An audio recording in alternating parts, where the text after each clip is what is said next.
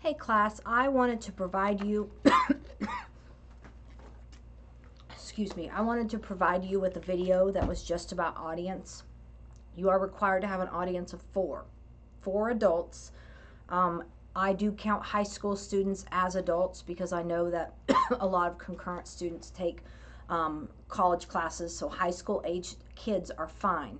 But if you have a younger brother or sister, 8, 9, 10-year-old, I don't care if they're in the camera shot as long as they can be quiet, but they will not constitute as a audience member.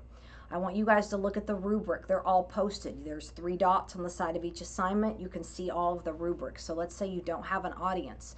One, you can FaceTime in or Zoom in an audience. If you do that, you have to show that they are a live audience. So you'll be like, here's my audience, wave hi. You have to wave, wave hi at the audience.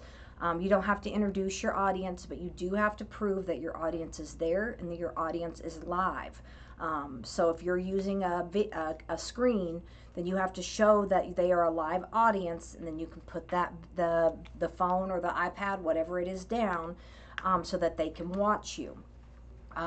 So if you don't have an audience that lives nearby, feel free to do it that way.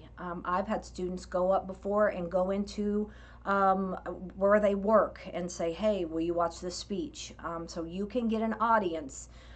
If you really are wanting to get all components of the rubric, then you can find a way to make the audience work. With that said, let's say that you are contemplating whether or not to wait to submit it late or when you can have an audience, or just to go forth without it. Look at the rubric, do the math. Is it worth the 15% per day, or is it worth the hit on the part of the rubric for audience? So make sure that you pay attention to that.